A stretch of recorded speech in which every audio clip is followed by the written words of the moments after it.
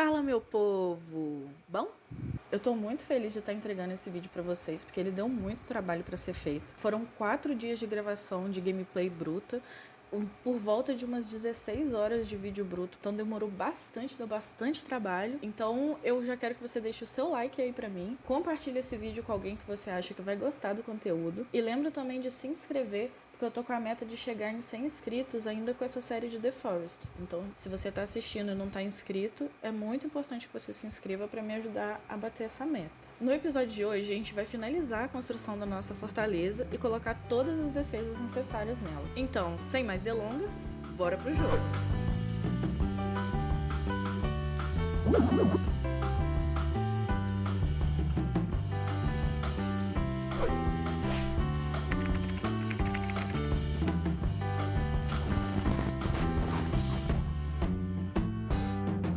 Vocês vão reparar que as sombras e as texturas do jogo estão melhores do que nos episódios passados, porque eu mexi nos gráficos e nas configurações do jogo para tentar deixar mais bonito no vídeo.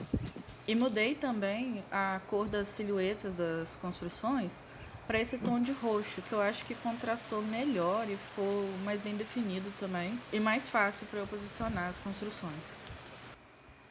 Um grande problema que a gente está tendo é a quantidade de ataque inimigo e, consequentemente, de mortes que estão acontecendo durante a construção da base.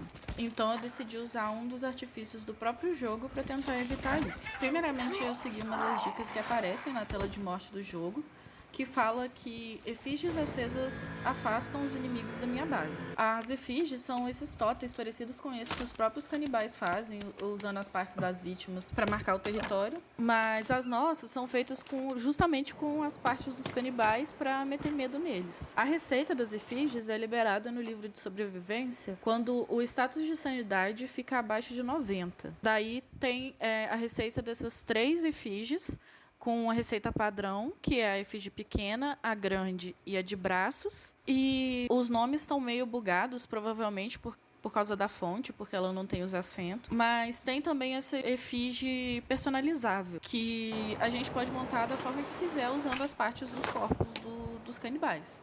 Então é só deixar a criatividade fluir da forma mais bizarra possível. Então, além de ser uma fonte de ossos pra gente, agora os inimigos que a gente derrotar vão meio que fazer parte da decoração da nossa base, no maior estilo Conde Drácula mesmo, pra meter medo neles. Para as efígies começarem a fazer efeito, é só colocar fogo e acender elas, que enquanto elas estiverem acesas, os inimigos vão evitar um pouco essa área. Dependendo das partes que eu usar na efígie, ela vai fazer mais ou menos efeito de afastar os inimigos, e também elas vão se consumindo com o tempo depois de acesas, então eventualmente ela se destrói e eu tenho que colocar outra no lugar. Durante a construção da base, vocês vão ver que eu acabei construindo várias efígies, porque foi bastante tempo de construção e, consequentemente, muitos ataques inimigos.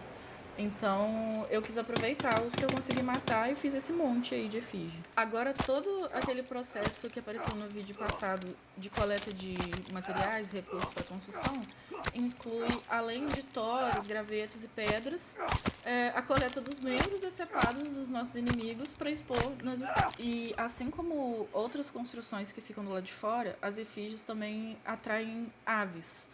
E elas vão dropar pena para nós, então tá muito bom. Mas só as efígies não são suficientes para evitar 100% dos ataques.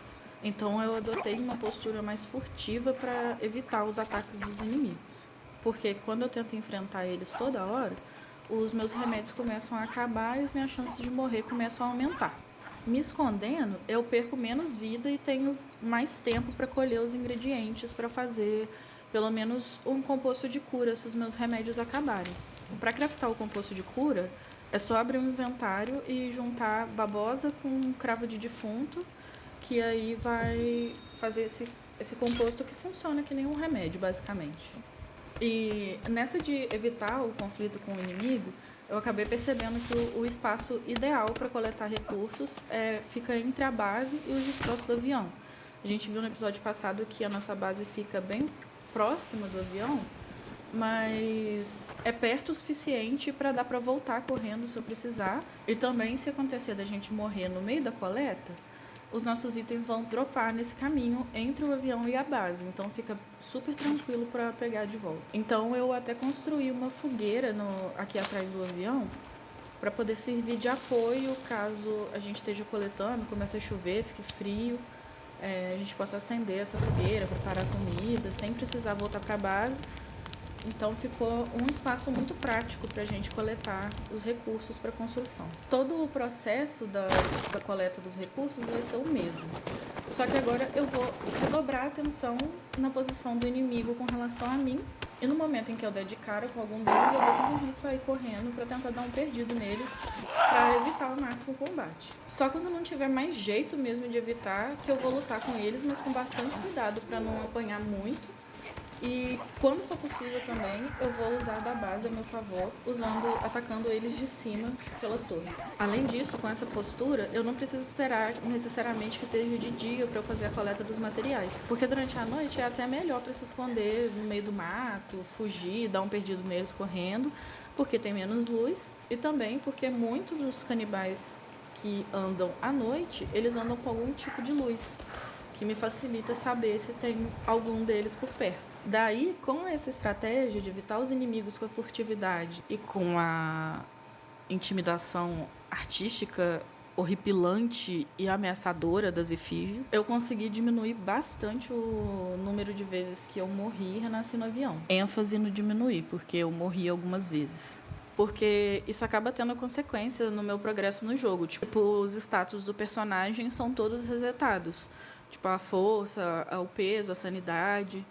E apesar de ser muito de boa para recuperar os itens, tem alguns coletáveis da história que são resetados também quando a gente morre muito. Então acaba sendo um retrocesso para a própria série, para coisas da lore do jogo que a gente já pegou e são perdidas. Sem falar também que é chatão ficar morrendo toda hora, né? Então bora evitar. Para facilitar essa furtividade, eu coletei algumas peles de lagarto também e consegui craftar 3 peças de armadura de camuflagem. Aí assim, só de abaixar em qualquer moita, a gente fica invisível para os inimigos. Usando essa armadura e ainda se cobrindo de lama, que também ajuda na camuflagem, eu consegui passar completamente despercebida pelos inimigos a tipo 1 metro de distância de mim. E eles realmente não me viram e foram embora. Então agora eu vou mostrar para vocês as etapas finais da construção da nossa base. Basicamente, eu fortifiquei todo o entorno da base. Nos portões, eu coloquei esses espinhos grandes, tanto para ser uma barreira para os inimigos que estiverem atrás de mim, quanto ou principalmente para marcar as entradas da base para mim mesmo, para eu conseguir achar, porque os portões são muito parecidos com o resto do muro. No restante do muro, eu coloquei esses espinhos menores, que na verdade funcionam como reforço para o muro, deixando mais resistente, mais difícil para os inimigos passarem por ele ou quebrarem ele. Eu posicionei também outras 3 torres, além daquela primeira que apareceu no episódio passado, para a gente poder ter uma visão completa do entorno da base. E para não precisar ficar descendo e subindo toda hora nas cordas, eu vou ligar essas torres por meio de uma ponte de madeira. Aí assim eu consigo me movimentar de um lado para o outro com facilidade por essas torres para atacar coisas dos inimigos lá embaixo. Esse abrigo que a gente usou até agora durante a construção, ele vai acabar não sendo mais necessário quando a gente tiver uma cama dentro da cabana. Então, para poder aproveitar esse espaço, eu posicionei uma escadinha por cima do abrigo para dar acesso mais fácil a essa torre mais alta. E aí eu posicionei também uma plataforma com uma corda de escalada para poder criar uma entrada alternativa aqui por trás da base, nesse lado virado para a praia. Inclusive foi isso que me deu a ideia de depois posicionar mais algumas plataformas em outros pontos do muro para poder servir de entrada rápida na base sem eu precisar ficar abrindo e fechando o portão toda hora. Porque até onde eu sei, pelo que eu entendi, os canibais não escalam as cordas. Então vai ficar bem mais seguro se eu passar por uma corda de escalada numa fuga e entrar na base, do que ficar abrindo o portão e correr o risco de trazer eles para dentro da base, igual no episódio passado.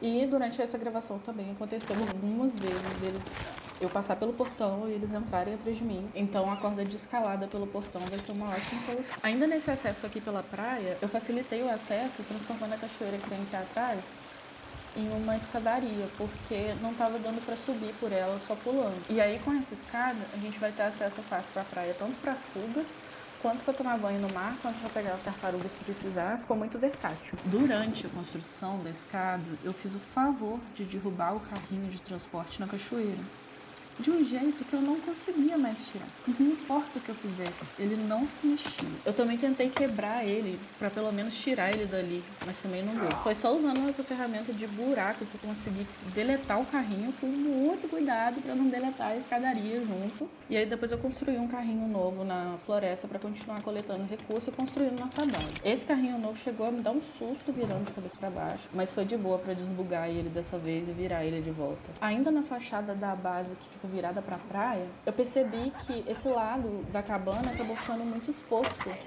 e os canibais conseguiam acessar aqui e bater muito nas paredes. Então eu decidi fortificar bem esse lado, colocando vários espinhos desses maiores, para eles não conseguirem nem chegar perto desse lado da cabana. E depois eu também construí extensões no muro dos dois lados, para eles não conseguirem acessar mesmo por esse lado. De cara, quando eu coloquei, eu percebi que o telhado que a gente fez no episódio passado não estava parando nada de chuva. E então eu decidi colocar um piso como se fosse um forro na cabana.